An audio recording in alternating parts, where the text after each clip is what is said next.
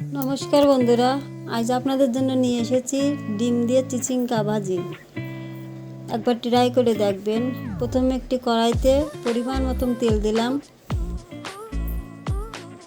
আপনি আপনার পছন্দ মতন তেল দেবেন, আমি এটুকুই দিলাম। তেল গরম হওয়ার পরে আমি 1 চামচ সরষা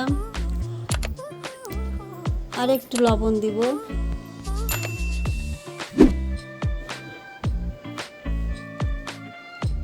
এবার লবণ দেওয়ার পরে সরষাটা একটু দলা দেব, যাতে সরষার আর ফ্লেভারটা ওর ভিতর যায়, ওই জন্য। এবার ওই কড়াইতে আমি কয়টা বড়ি নেব, নিয়ে সে বড়িটা লাল লাল করে ভেজে নেব। আমি এই কয়টা বড়ি দিছি। আমার লাল লাল করে ভাজা হয়ে গেছে, এবার আমি তুলে নেব বড়িটা।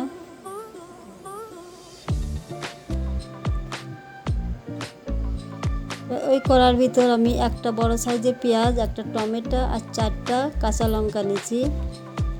নিয়ে ওটা একটু ভাজি ভাজি করব।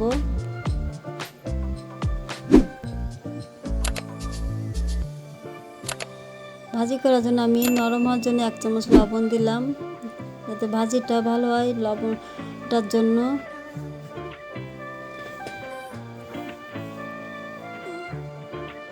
এবার আমি একটা ডিম দিলাম। আমি একটা ডিমই দিছি। ডিমটা ভাজি ভাজি করার পরে আমি চিচিঙ্গাটা দিয়ে দেব। চিচিঙ্গা দেওয়ার পরে একটু নাড়াচাড়া করলাম। তারপরে 1 চামচ লবণ, 1 চামচ হলুদ দিয়ে আবারও নাড়াচাড়া করতে হবে, যাতে লবণটা সব সাইডে চলে যায়। এবার ওটা চাপা দেব। চাপা দেওয়ার পরে একটু নরম হয়ে আসবে। এবার আবারও নাড়া দেব।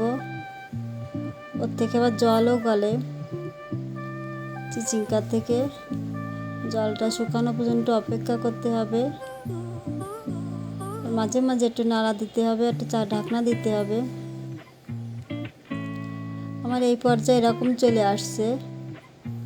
এবার আমি বড়িগুলা ভেঙে ভেঙে ওর ভিতরে দিয়ে দেব।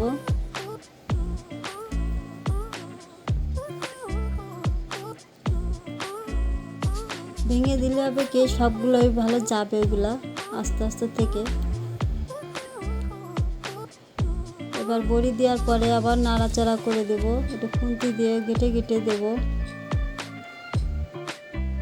এবার 1 চামচ চিনি দিয়ে আবারও নাড়া দেব। চিনিটা মিক্সড হওয়ার জন্য আর বড়িটা একটু মিশে যাওয়ার জন্য আবারও চাপা দেব 5 মিনিট। 5 মিনিট পর আমি এরকম আসছে, আমার রান্না শেষ হয়ে গেছে। অনেক সুন্দর কড়াই থেকে ছেড়ে দিয়েছে। এবার আমি নামিয়ে ফেলবো।